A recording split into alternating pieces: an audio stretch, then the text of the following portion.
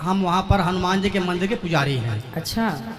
और करीब आप लोगों के आशीर्वाद से 32 साल के आसपास सेवा कर रहा हूँ। हम और ये दो हैं, ये दोनों हम तो रहते हैं मंदिर में आते हैं, हम लोग आपके साथ जो सुनते हैं वो आपस में डिस्कस करते हैं जी डेली। अच्छा स्वामी जी, मेरा 5 प्रश्न आपसे है जी। हमको सब पता है, कितने भाई बहन हमारे यहाँ बैठे हुए हैं, सब अपने अपने प्रश्नों के उत्तर लेने के लिए बैठे हुए हैं, तो हम सूक्ष्म रूप से पूछ रहे हैं और उत्तर आप चाहे 2 मिनट दो चाहे 5 मिनट दो, उसका उत्तर मैं सुनना चाहता हूँ। बोलिए। एक मेरा जो लास्ट वाला प्रश्न पहले बता दे रहा हूँ मैं, कई कथाकार हमारे पास गए, मैंने उनसे प्रश्न पूछा लेकिन वो प्रश्न का उत्तर नहीं दे पाए जी। वो तो मैं लास्ट में पूछूंगा, पहले जो मेरा प्रश्न सुन लीजिए आप। पहला प्रश्न मेरा स्वामी जी है, गुरु जी है कि जीवात्मा और आत्मा में क्या अंतर है, मोक्ष किसका होता है?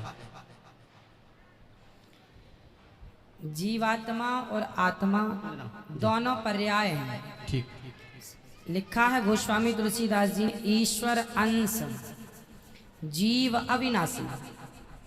तो यहाँ गोस्वामी तुलसीदास जी ने आत्मा को जीव अविनाशी जीवात्मा कहा है। जीव और आत्मा ये दोनों एक ही हैं, दो नहीं हैं, पर्यायवाची हैं। चाहे जीव कह लीजिए चाहे जीवात्मा कह लीजिए। ठीक जी। मोक्ष किसका होता है?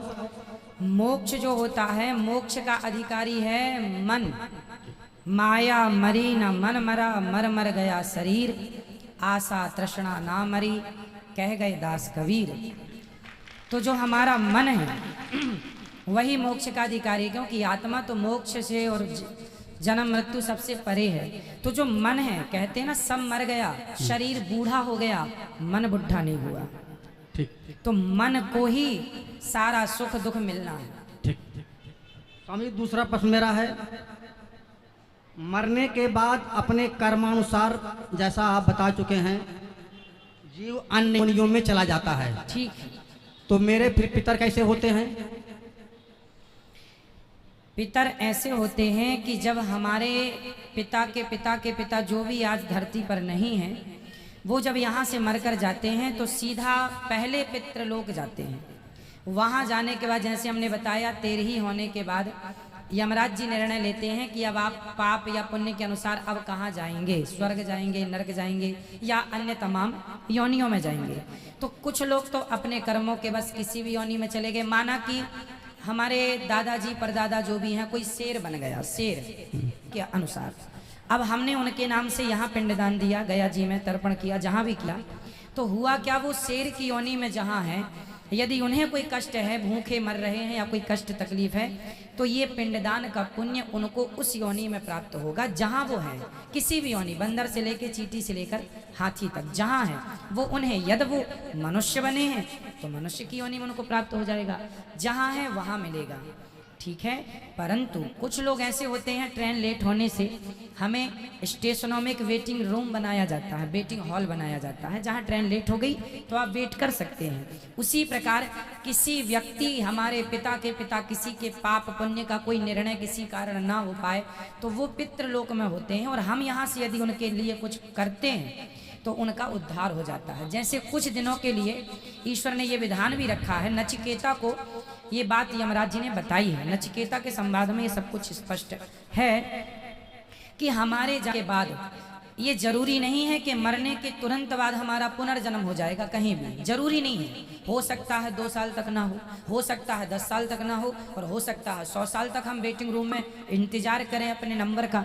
तो उन दिनों यदि हमारे पुत्र कोई तर्पण पिंड दान करता है तो वो हमें प्लस होके, जैसे बच्चे को 33 नंबर में पास होना है, परंतु 31 नंबर आए हैं तो मास्टर जी अपनी तरफ से 2 नंबर दे देते हैं और ग्रेस लगा के पास कर देते हैं। उसी तरह मेरा जरा सा कोई पुण्य रह गया तो उस पुण्य के कारण मुझे वेटिंग रूम में डाल दिया जाएगा कि आपके बच्चे यदि आपके लिए कोई पुण्य करते हैं तो वो पुण्य मिला के फिर आपका मोक्ष या स्वर्ग की प्राप्ति करा दी जाएगी।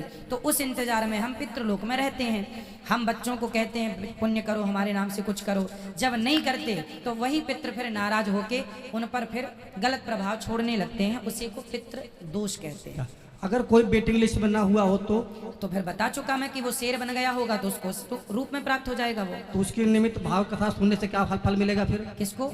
भागवत कथा जो पोथी बैठा हम सुनते हैं वो क्या आपको मिला? आपने देखिए होता क्या है कि आपका कोई अपना आदमी अमेरिका में है और आपने उसके खाते में पैसे डाल दिए तो उसके खाते में तुरंत पहुंच गया कि नहीं। अब वो उस पैसे से शराब पी ले या दूध पी ले या रोटी खा ले या मांस खा ले, आपने तो पैसे भेज दिए, अब वो उसका उपयोग अपने ढंग से करेगा। उसी प्रकार हमने तो पुण्य कर दिया अपने पूर्वजों के लिए, अब वो शेर बने हैं तो उनको मांस मिल जाएगा, गाय बने हैं तो चारा मिल जाएगा, इंसान बने हैं तो 56 भोग मिल जाएगा। ठीक।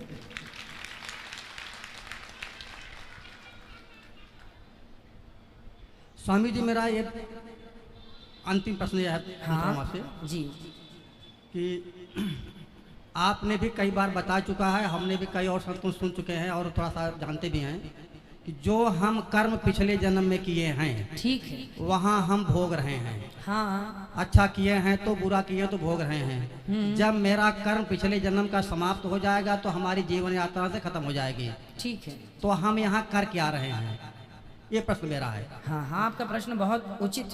ये मैं कर क्या रहा हूँ, हम मारा जा रहा हूँ तो जब मारा गया, दशरथ जी को ऐसा कर मिला तो जन्म कर मिला, तो हम यहाँ पर कर क्या रहे हैं, ये प्रश्न मेरा है। ये देखो इसका नाम ही है कर्म भूमि, है ना, जिसे हम मृत्यु लोक कहते हैं, इसे कर्म भूमि भी कहा जाता है। कुल मिला के हमने जो पिछले जन्म में किया अच्छा या बुरा वो तो हम आज पा रहे हैं। इसीलिए आज आपने देखा होगा सबकी स्थितियां अलग अलग है, कोई अमीर है कोई गरीब है, कोई 2-2 रोटी को मोहताज है, कोई 56 भोग खा रहा है। तो ये क्यों हो रहा है, ये पिछले जन्म में आपने जो किया था। एक आदमी चावल ही चावल खा रहा है तो किसी ने कहा रोटी भी तो खा, बोले चावल की खेती अभी हुई है सो घर में चावल है, चावल खा रहा हूँ, गेहूं बो दिया है, जब गेहूं कटेगा तो रोटियां खाऊंगा। तो जो कल किया था वो आज पा रहे हैं, जो आज करेंगे वो आगे पाएंगे। को ना काहू को सुख दुख कर दाता, निज कृत कर्म भोग सब भ्राता, ये लक्ष्मण जी कह रहे हैं। कोई व्यक्ति किसी को जरा सा सुख नहीं देता, जरा सा दुख नहीं देता, प्रत्येक व्यक्ति अपने किए कर्मों का फल भोगता है। यहाँ तक कि राम जी को भी अपने कर्मों के कारण राम बन के आना पड़ा, सीता के पीछे घूमना पड़ा, सीता सीता। नारद जी ने श्राप दिया था, उस श्राप के कारण राम जी को आना पड़ा और सीता की खोज करनी पड़ी, और हनुमान जी का भी सहारा लेना पड़ा क्योंकि श्राप था। सीता माँ को भी वनवास हुआ इसलिए कि उनको भी श्राप था। एक तोती ने श्राप दिया, पद्म पुराण में कथा है कि सीता जी ने एक तोती को पिंजरे में बंद कर लिया तो तोती तड़प तड़प के मर गई, चूंकि वो गर्भवती थी। कहा था छोड़ दो, सीता जी ने कहा तुम अच्छी कथा सुनाती हो सुनाती रहो, तड़प तड़प के मर गई। तोते ने श्राप दे दिया, बद्दुआएं कि जाओ, जैसे हमारी पत्नी को गर्भ अवस्था में आपने हमसे दूर किया, जब आप गर्भवती होंगी तो आपके पति दूर कर देंगे। ये घटना पद्म पुराण में लिखी है। तो सीता जी को भी कर्मों का फल भोगना पड़ा, जो पिछला किया था आज मिल गया। तो कुछ कर्म ऐसे होते हैं जो आज के आज ही हमें मिल जाते हैं हाथों हाथ, कुछ पिछले जन्म का आज, आज का कल। अब आप कहेंगे तो ये चक्कर चलता रहेगा, हाँ तब तक चलेगा।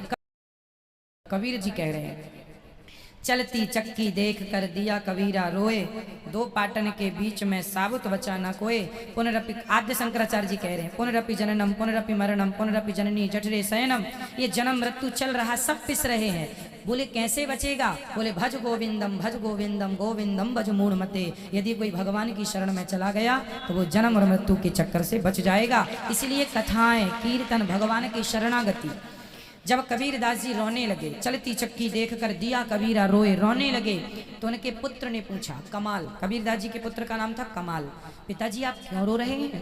पिता ने कहा, बेटा सब लोग जन्म लेके मर रहे हैं, सब अपना भोग भोग रहे हैं, कैसे इनका उद्धार होगा? तब कमाल ने कहा, चलती चक्की चलने दे, पिस पिस आटा होए, कीले माही जो रहे, बाल न बाका होए। वो चक्की में कील होती है ना बीच में, उस एक में पहिया दूसरा फंसा रहता है। उस एक के पास जो गेहूं चला जाता है, कितना भी चले चक्की, वो दाना नहीं जो एक के पास होता है। उसी प्रकार जो एक परमात्मा की शरण में रहेगा, मृत्यु के चक्कर से छूट जाएगा, सदा भगवान के धाम को चला जाएगा।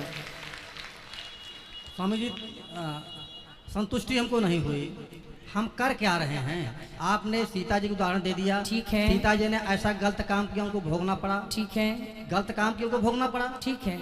हम जो है, आप यहाँ बुरा हम कर क्या रहे हैं? हम अपने पिछले जन्म के कर्मों को भोग रहे हैं। हाँ भोग रहे। हाँ, तो फिर मैं कर क्या रहा हूँ? भोग रहे, भोग तो रहे हैं। अब अच्छा जो आज करेंगे वो आगे आपको मिल जाएगा, बुरा करेंगे वो भी आगे मिलेगा। और यदि समर्पण भगवान के चरणों में अपना पाप पुण्य, प्रभु मैं आपका हूँ, मैं आपको कभी भूलूं नहीं, यदि अपने आप को उठा के भगवान के चरणों में समर्पित कर देंगे तो पाप पुण्य दोनों से बच के मोक्ष प्राप्ति हो जाएगी, भगवत धाम मिलेगा। ये सार तत्व है। आप कह रहे हैं प्रेजेंट में हम वर्तमान क्या भोग रहे हैं, क्या कर रहे हैं, क्या कर रहे हैं, मैं क्या कर रहा हूँ, मैं प्रेजेंट में क्या कर रहा हूँ, आप प्रेजेंट में क्या कर रहे हैं। आप और हमने अपने कर्म भोग रहे हैं। आपके कर्मों में वृंदावन का दाना पानी लिखा था तो आप यहाँ आ गए अपना खाने पीने के। ये मेरे पिछले जन्म का संस्कार था। नहीं, हमारी आपकी पूरी हिस्ट्री, हमारी पूरी कहानी लिखी हुई है। किस तारीख को आपको कहाँ जाना है, क्या जाके क्या बोलना है, क्या करना है, ये पहले से तय है। तो आप पहले से जो तय था, अच्छा तय कहाँ से हुआ, आपके कर्मों को देखकर। पिछले जन्म जब आपका यमराज के पास, जब आप पिछली बार मरे होंगे ना, और मर के जब यमराज के पास गए होंगे तो आगे जन्म की पूरी आपकी कहानी लिख दी जा चुकी होगी कि आप अगले जन्म में अब मनुष्य बन के जाएंगे। आज फलानी तारीख को आप जाके अनिरुद्धाचार्य जी से ये सवाल करेंगे, ये उत्तर मिलेगा, इसके बाद आप यहाँ जाएंगे, यहाँ खाएंगे, ये पानी पिएंगे, सब कुछ लिखा है। क्यों लिखा है, क्योंकि पिछले जन्म के हिसाब से आपका ये लिखा गया है ना। अब यदि समर्पण कर दोगे भगवान तो ये सब कुछ डिलीट हो जाएगा, मोक्ष की प्राप्ति हो जाएगी, जन्म मृत्यु से खत्म। पर जो कुछ करें हम भगवान को समर्पण कर दें। हाँ, इसलिए कहता हूँ तुदीयम वस्तु गोविंद तुभ्यमेव समर्पय। जो भी अच्छा करो, जो भी करो, हम तो कहते हैं कर्म नहीं, अपने आप को उठाओ और भगवान के श्री चरणों में समर्पित कर दो तो अपने आप अच्छे बुरे कर्म सब चले जाएंगे, फिर मोक्ष होगा। स्वामी जी छोटा सा प्रश्न और जी, हम आपकी कथा से प्रभावित बहुत हुए हैं। हम लोग यहाँ पर पोथी पाठ बैठवाना चाहते हैं। ठीक है। दो सदस्य आए हुए हैं। अब थोड़ा सा मेरा कुछ अटपटा प्रश्न ये है कि हम जब बुलाते हैं पहले उनकी चेकिंग करते हैं। ठीक है। ये मंत्र को उच्चारण कर सुनाओ हमको। हाँ। ब्राह्मण को, कुछ को, मैं किसी की निंदा नहीं कर रहा हूँ, कुछ लोग अशुद्ध मंत्र बोलते हैं। ठीक है। तो ऐसे हम आपकी फेस पर पोथी पाठ बैठाने के लिए आया हुआ हूँ। ठीक है। हम बैठा रहे हैं आपके फेस पर। ठीक है। अब आपके जो ब्राह्मण हैं वो कैसे करते हैं ना जी, यहाँ सुनिए, मैं आपकी बात रोक रहा हूँ। हाँ। यहाँ पर क्षमा कीजिएगा, यहाँ पर जितने ब्राह्मण पोथी पाठ करते हैं पहले उन ब्राह्मणों का यहाँ विद्वान ब्राह्मणों के द्वारा पूरा टेस्ट होता है। हाँ, पूरा। आप यहाँ देखेंगे कथा होने के 3 दिन पहले से ब्राह्मणों का परीक्षण चालू होता है। सभी ब्राह्मणों से संध्या पूछी जाती है, संकल्प पूछा जाता है और भागवत जी पूछी जाती है। ये वाला श्लोक सुनाइए, ये वाला पूरा शुरू से अंत तक कोई भी पन्ना खोल के दिया जा सकता, कोई भी श्लोक। पर ब्राह्मण जितने यहाँ बैठे हैं आप भी आ जाइएगा, और यहाँ 200-300 जो भी ब्राह्मण बैठे हैं आप किसी को भी खड़ा कर लीजिएगा। वो बिल्कुल धारा प्रवाह पाठ करने वाले हैं तो ही यहाँ बैठते हैं। यहाँ 1000 ब्राह्मण आते हैं नाम लिखाने, उन 1000 में केवल 200-250 ब्राह्मणों का नाम लिखा जाता है, क्योंकि बाकी लोग उस योग्य नहीं होते। जो योग्य हैं, जो पढ़ सकते हैं, जो कर सकते हैं, आप लोग विश्वास करते हैं इस फेस पर, तो ये हमारी परम जिम्मेदारी है कि हम आप लोगों का विशेष ध्यान रखें और आपकी भावनाओं को ठेस ना लगे, इसका पूरा ख्याल रखते हैं। एक छोटा सा प्रश्न आपके पक्ष में है जी। ये पक्ष है कि देखो, हर व्यक्ति एक समान नहीं होता है, हर समाज एक समान नहीं होता है जी। हम इसलिए कह रहे हैं, आपने कई बार कहा जब कोई हमारी गलती हो तो आप लोग बता दिया करो जी। तो ये गलती हम लोग डिस्कस किए हैं, जो आपकी थोड़ी सी क्या है, जो मेरी मन भावना है जी। आप फिल्मी वालों की बड़ी शिकायत करते हैं। ठीक है। फिल्मी वालों में भी कुछ ऐसे होंगे जो तमाम दान धर्म करते होंगे, कुछ ऐसे भी होंगे जो कि जो है पुण्य कार्य करते होंगे, लेकिन किसी एक व्यक्ति का नाम पूरे समाज का आप नाम लेते हैं, ये कैसा है? ये हमको उत्तर मत दो, वो समझना अपने आत्मा से आप। ठीक है। दूसरा प्रश्न मेरा ये है जी। देखो, हमारे माला जी हैं, शराब पी रहे हैं या निकृष्ट कर्म कर रहे हैं, अगर वो बीमार होते तो मैं उनका इलाज कराऊंगा, लेकिन कई बार ये कह चुके हो कि ऐसे जो हैं उनको डंपर में भरो, हरिद्वार में डाल दीजिए। ये आप उनको उत्तर मत दीजिए, लेकिन ये मेरा प्रश्न जायज है या नाजायज है, ये मेरी दो आपसे आपकी नहीं, आप ठीक कह रहे हैं। होता ये है कि हम कुछ कड़वे शब्द इसलिए प्रयोग करते हैं क्योंकि कड़वी दवाई शायद बदल दे समाज को, इसलिए जानकर हमें पता है कि ये उपयोगी शब्द नहीं है, फिर भी करते हैं इसलिए कि शायद बदलाव हो, शायद हथौड़ा जोर से इसलिए मारा जाता है कि पत्थर टूट जाए। उसी प्रकार की थोड़ी तो शर्म लगे लोगों को कि ना पिए भाई, थोड़ी तो लगे कि हाँ हमें बदलना चाहिए, हमें सुधरना चाहिए। इसलिए ना चाह करके भी हम कड़वे शब्दों का प्रयोग करते हैं, पर आपने याद दिलाया उसके लिए धन्यवाद आपका। मैं पूरी कोशिश करूंगा सुधारने ये की। मन भावना आई मेरे। बिल्कुल बिल्कुल, खुश रहिए खुश रहिए, अच्छा लगा आपसे बात करके, धन्यवाद आपका। महाराज जी श्रीमद